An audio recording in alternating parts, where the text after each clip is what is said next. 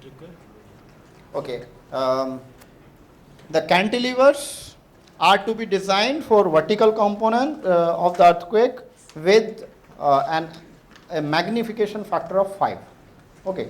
So with that magnification factor of 5, you can compute the bending moment, and whatever bending moment you are getting, for that you will provide the reinforcement. And if there are chances of reversal, of course, the bending moment you will get at the base also. But there is another clause that reinforcement on any face of these bending elements cannot be less than half of the reinforcement on the other face.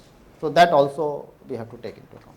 So at least 50% of that reinforcement will provide on the bottom, although that clause is in context of beam, but I think we have to apply it in case of cantilevers as well.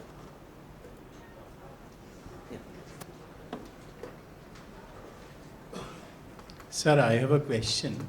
You see, we are emphasizing more on ductility detailing, and in limit state method of design, it is ensured to go for a ductile failure by putting a ban on over-reinforced sections. And in the ductile codes of 13920, now what we find that even balanced sections are not encouraged. We are forced to go for under-reinforced sections by putting a limit on the percentage of tension reinforcement.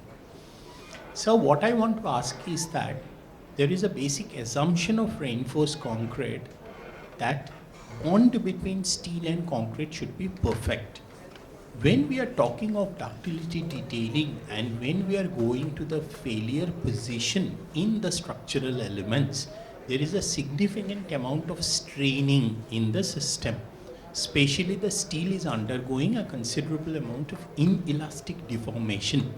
So how this basic assumption of reinforced concrete is being valid at those points of failure? Okay.